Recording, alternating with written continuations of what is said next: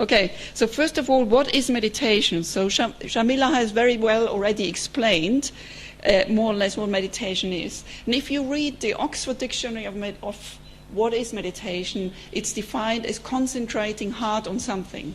Now, this is not meditation. In the Eastern concept of meditation is actually to reduce your thinking and ultimately to achieve the state of cessation of thoughts. That's how Patanjali defined it. It was the first to talk about yoga, and that's what meditation really is. It's about stopping your thinking process.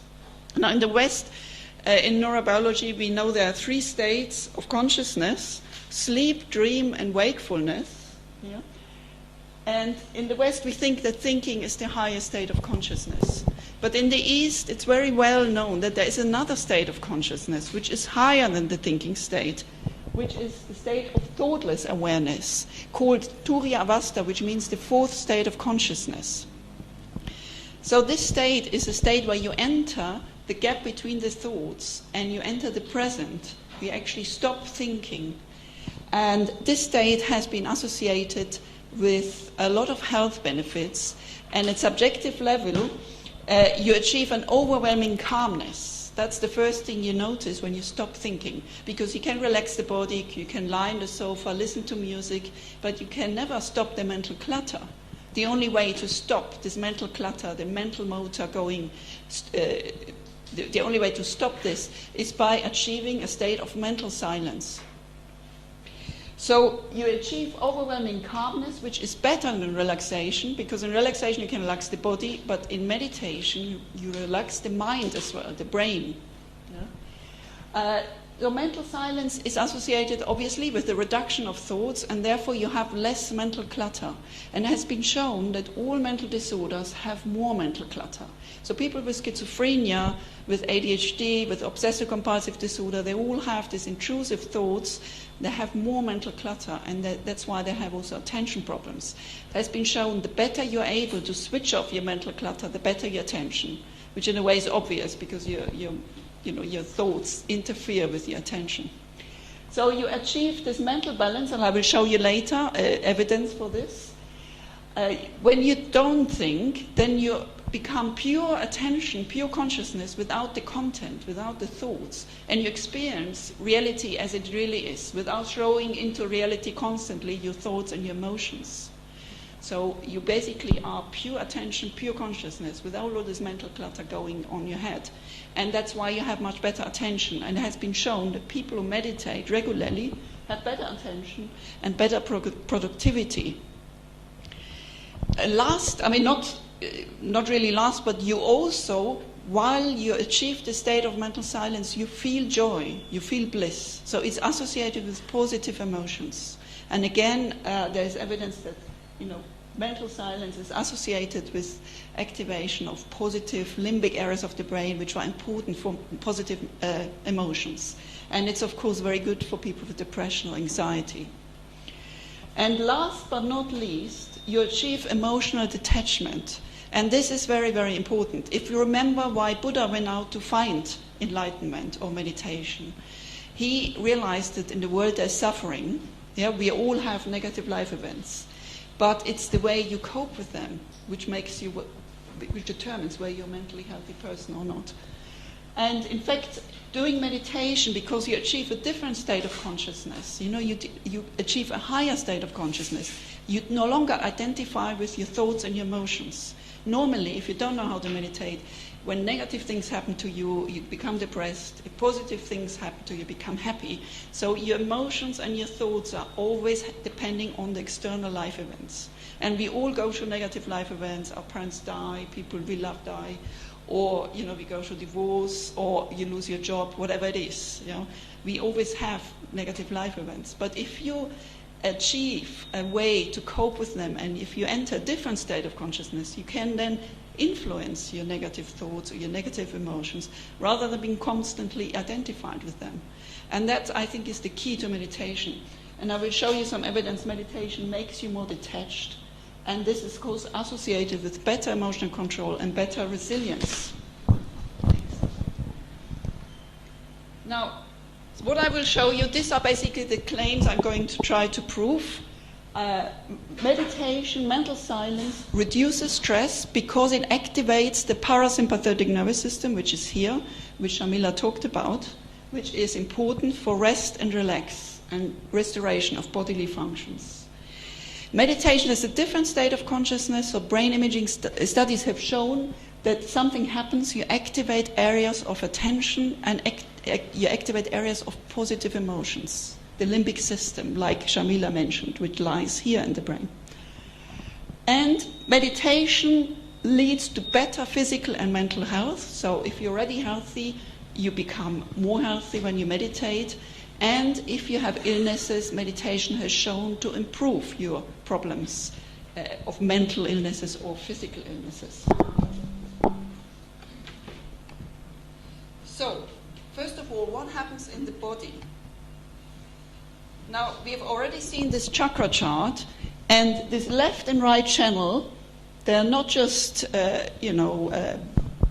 airy-fairy concepts. They actually correspond to the sympathetic nervous system, like Shamila already explained.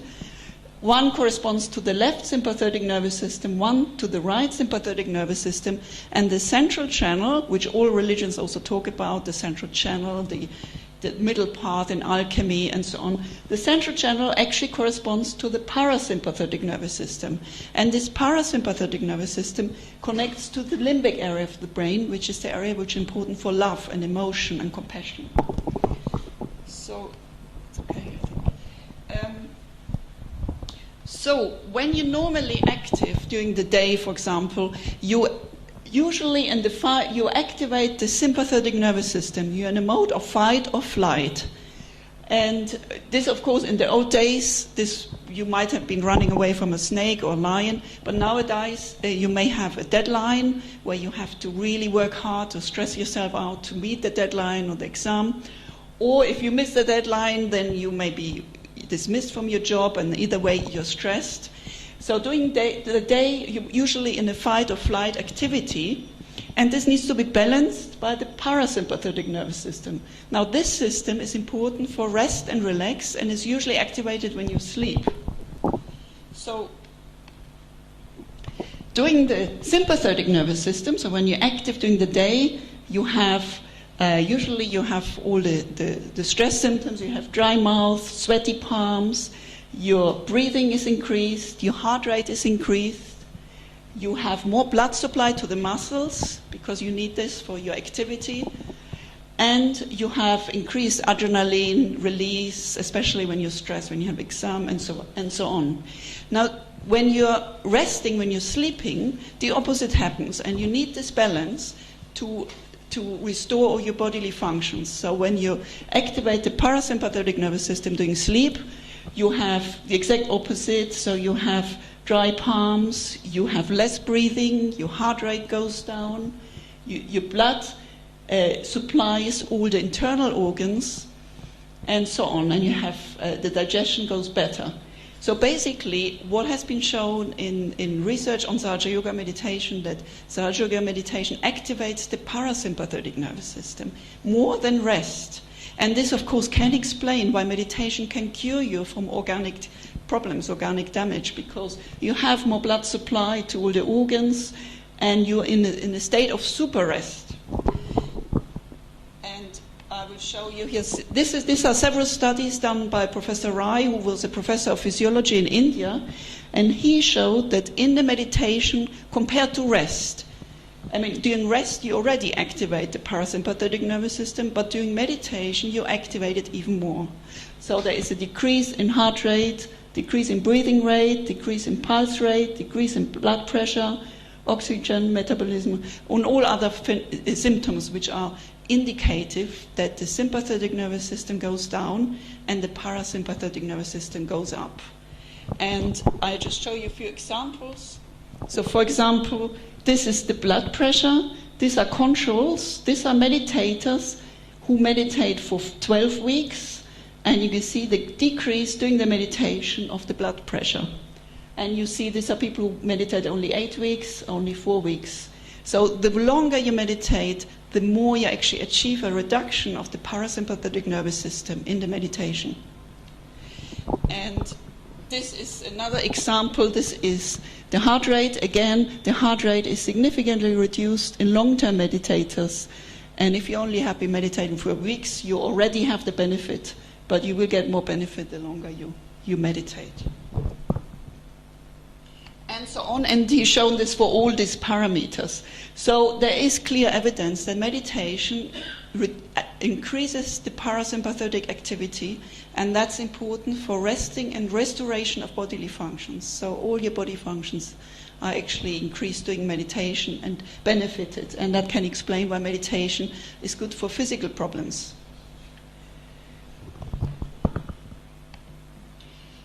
Now, we've heard from Shamila that when you meditate, you feel a cool breeze in the hands and on top of the head. Now, this, again, you know, some people, when they're new, you may think this is auto-suggestion or you're imagining this. This is not the case. So studies have shown that when people meditate, there is a drop in temperature on the hands and the palm of the hands compared to rest. And this correlates with the state of mental silence. So this is very unique also to Sahaja Yoga meditation. The more you achieve the mental silence, the more cool breeze you feel on your hands and on top of your head. And this cool breeze has been described in all the scriptures. In the Bible, it's called the cool flame of the Holy Ghost. And you see in the Buddhist art, you always have the enlightened people with some kind of flame here. It's a cool flame, not a hot flame. Felt as cool. And you can also see in the Christian arts, all the saints have the halo. Mary and Jesus always have a halo, and all the saints. And El Greco has some pictures where you see also flames coming up of the 12 disciples of Jesus Christ. So this is really there. There is a drop in temperature. And it's a good indicator. If you feel cool breeze on your hands, you're very likely to have achieved the state of mental silence. So that's a good way of measuring, because it correlates. The more mentally silent, the better, the more cooler you become. So this was the body. So we've seen that Sahaja Yoga meditation activates the parasympathetic nervous system, which is important for the restoration of bodily functions. Now, we want to see what happens in the brain. There have been several brain imaging studies. There are several imaging methods. One is electroencephalography, which is a little bit superficial, so you only measure the cortex. And this is a study where I've been involved in using fMRI, which is magnetic resonance imaging. So in both of these methods, though, have shown the same. And what they've shown is that long-term meditators, the more thoughtless they are, the more activate an area in the brain which is very important for attention and inhibiting thoughts, for example, the inferior frontal lobe here, and it becomes progressively more in the right hemisphere. And the EEG studies show that a slow wave theta activity is activated. Now, in the brain, there are several frequencies of brain activity. The very high frequent activities, they are activated when you're stressed, when you have a strong emotional feelings, or when you play chess, for example, when you concentrate hard. Now, the theta activity comes from the limbic system. It's a very slow wave activity, and it's the relaxed state of attention. So what you get during meditation is a very relaxed state of attention. And this correlates with the state of mental silence. And you see that in fMRI, when you start to meditate, you have more activation. But as you go deeper, the activation shrinks, and you get very little activity here, just in the key area for deep, concentrated attention. Now also, as you feel bliss, because I said before, when you're in meditation, when your thinking stops, you feel bliss, you feel happy. So during the feelings of happiness, you get again this theta activity, which comes from the limbic system, which is important for emotions. And it focuses on these frontal regions, which are very important for positive emotions. So in the brain, there is in fact evidence that you activate areas of positive emotion and of deep concentration. And this is, of course, very interesting, because this is exactly how in Sanskrit meditation is labeled. They call it Satchit Ananda, which means being pure attention and pure bliss. This is exactly what you see in brain imaging studies.